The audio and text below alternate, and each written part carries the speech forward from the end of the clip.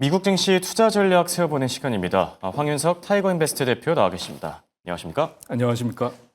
자, 오늘은 트럼프 대통령의 발언들부터 한번 체크해 볼까 하는데요. 지금 트럼프 대통령 파월과의 신경전을 계속해서 벌이고 있거든요. 밤사이 어떤 이슈들도 있었죠?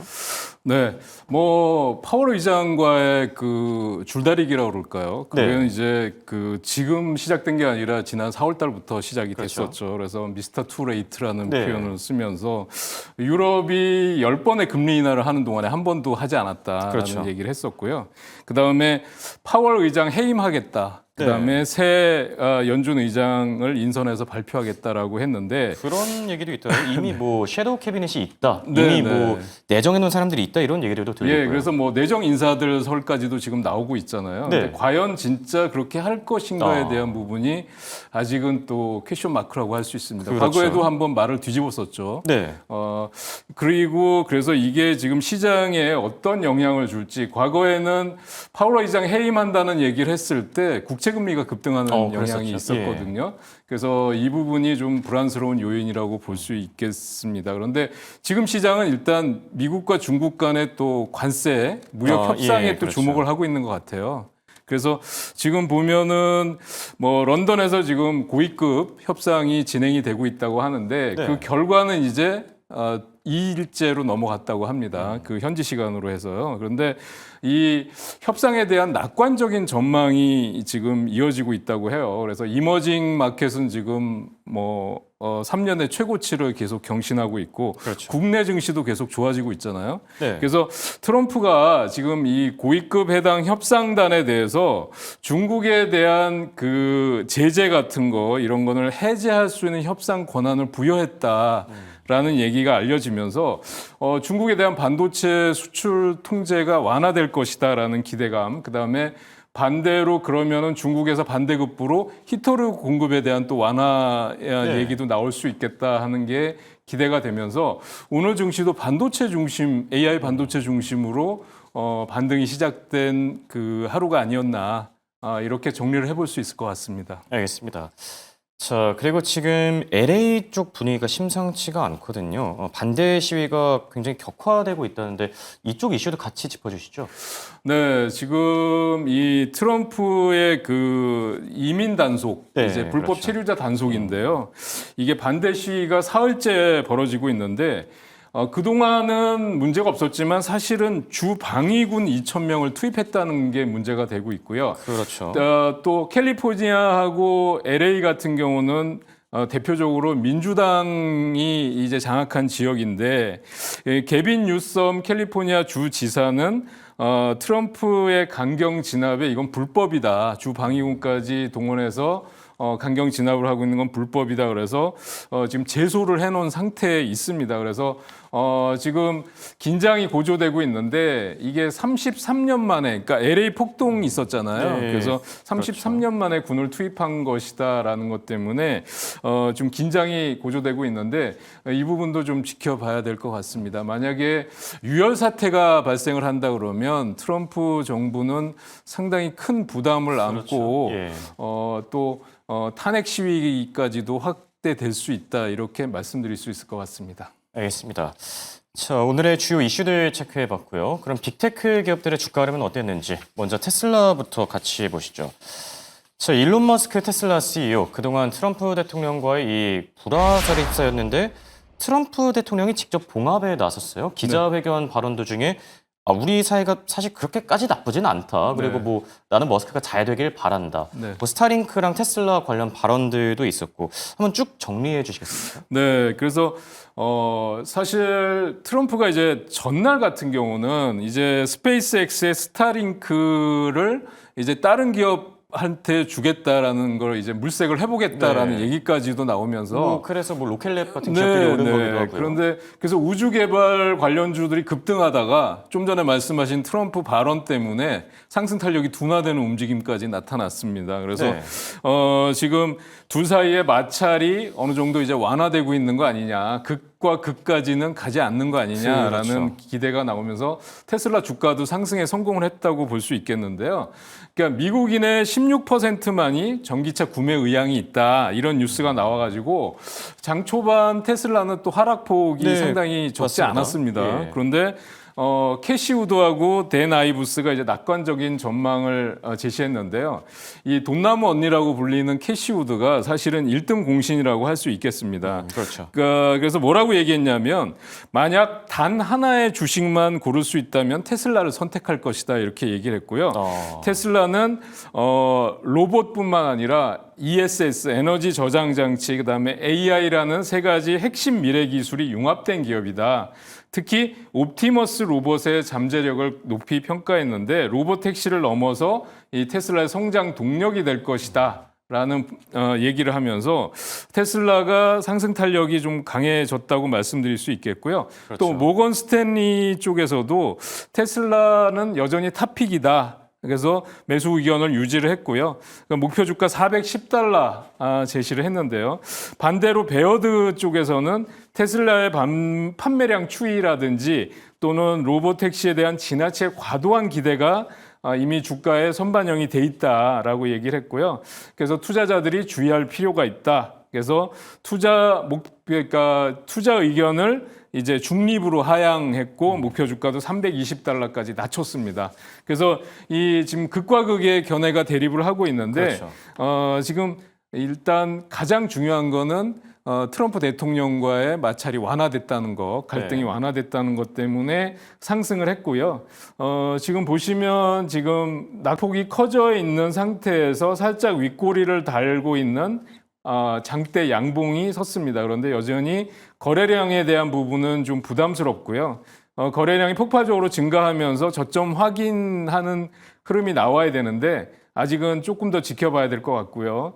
지금 보면 300달러를 넘어섰습니다. 311달러. 그래서 지금 시간 외에 애프터 마켓에서도 상승 탄력을 이어가고 있는 상황이라고 말씀드릴 수 있겠고요.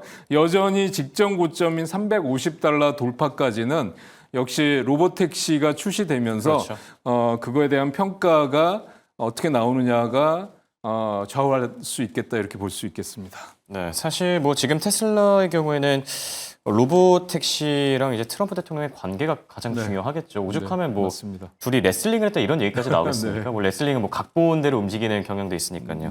자, 테슬라의 주가 흐름 계속해서 지켜볼 필요가 있겠고요. 바로 다음 기업은 애플입니다. WWDC, 소문난 잔치 역시나 먹을 게 없었다 이런 평가들이 많은데 주가 흐름도 그렇게 좋지 않았거든요. 대표님은 어떻게 보셨습니까? 말씀해 주신 대로 지금 애플의 숙제라고 할까요? 애플의 숙제는 AI와 관세입니다. 그래서 지금 그 획기적인 업데이트를 공개하겠다라고 약속을 했는데 사실 뚜껑을 열어보니까 시장에서 기대를 모았던 게 시리에 업데이트했던 거를 기대를 모았는데 그걸 제외시켰어요. 그렇죠. 예, 그래서 그게 좀 실망스러웠다 이렇게 보여지고 UBS를 포함한 대형 투자은행들이 설문조사 결과 미국과 중국에서의 아이폰 구매 의향이 줄어들고 있다. 그래서 투자 의견을 중립으로 하고 목표가는 210달러. 또 로젠블렛도 이 WWDC에 대한 기대치가 낮아지고 있는 상황이다. 그래서 앞으로 전망이 그렇게 좋지 않다 이런 얘기들이 나오면서 계속적으로 주가의 흐름이 사실은 이런 WWDC 연례 개발자 컨퍼런스가 있으면 주가는 장대 양봉이고 거래가 터지면서 뭔가 터닝 포인트가 마련이 돼야 되거든요. 그런데 아직도 주가는 그런 흐름을 보이지 못하고 있어서 애플의 경우는 역시 추가 상승이 조금 어려워 보인다라는 말씀을 드릴 수 있겠고 트럼프 관세, 그러니까 미국 외에서 생산한 아이폰에 대해서 관세 부담을 좀 경감하는 그런 조치가 나오기 전까지는 강력한 상승 전환은 좀 어려워 보인다 이렇게 말씀드릴 수 있겠습니다. 네, 자 이렇게 테슬라랑 애플의 주가 흐름까지 체크해봤고요. 자, 공매도 리포트 때문에 무너졌다가 또 기사회생을 한 기업이 있다고 합니다. 어디입니까? 네, 의료 AI 대장주라고 할 수 있는 이제 템파스 AI인데요. 네. 템파스 AI가 스프루스 포인트 투자 회사가 공매도 보고서를 통해서 비이성적인 프리미엄이 주가에 예. 반영됐다니까 너무 많이 올랐다는 얘기죠. 그렇죠. 예, 그런데 그리고 나서 주가가 급락을 했었습니다. 여기 보시면 장대 음봉을 맞으면서 급락을 하면서 10% 거래량이 빠졌었죠. 네, 예. 그렇습니다. 그러니까 거래가 많이, 그러니까 던지는 거래량들이 나왔다고 볼 수 있겠죠. 그런데 막바로 반격을 하면서 이 매물대를 돌파하는 모습을 보여주고 있는데요.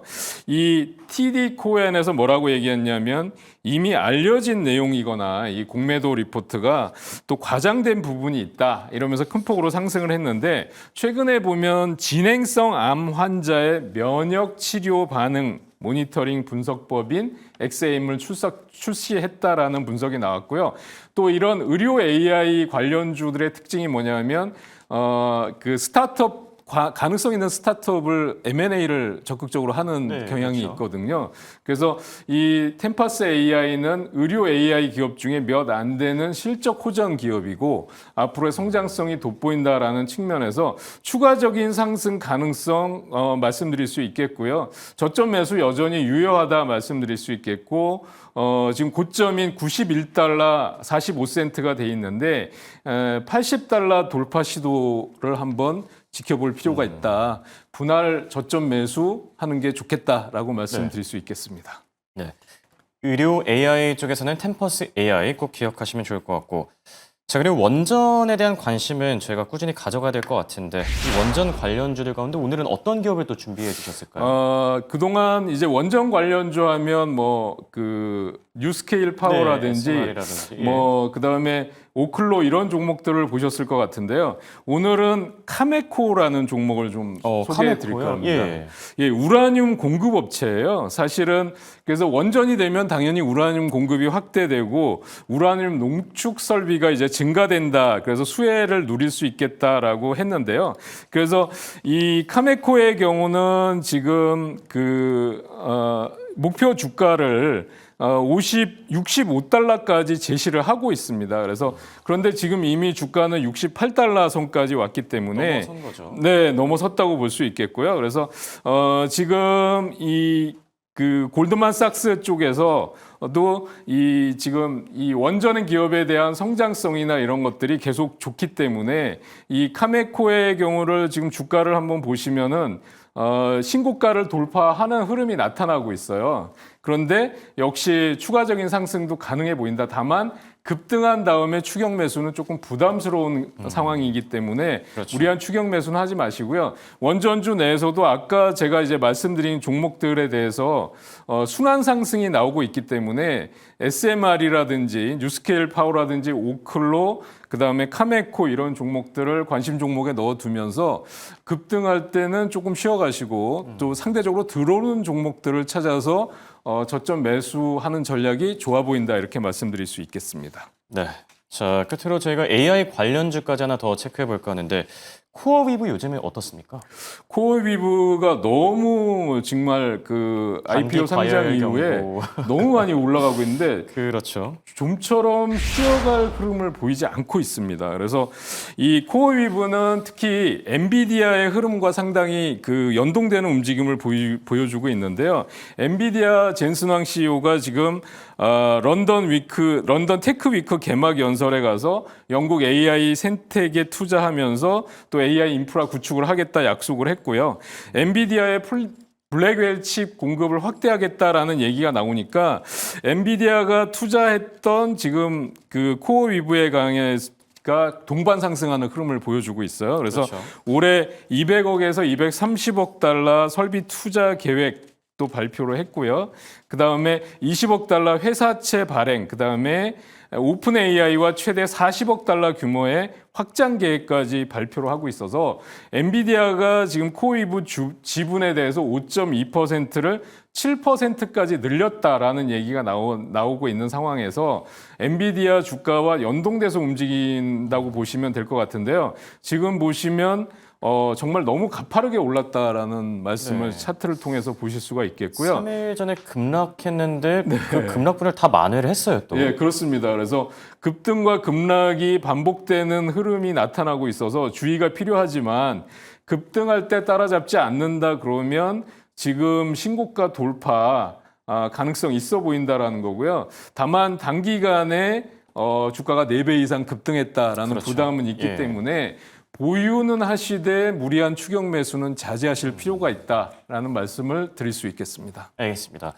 지금까지 도움 말씀의 황윤석 대표와 함께했습니다. 감사합니다.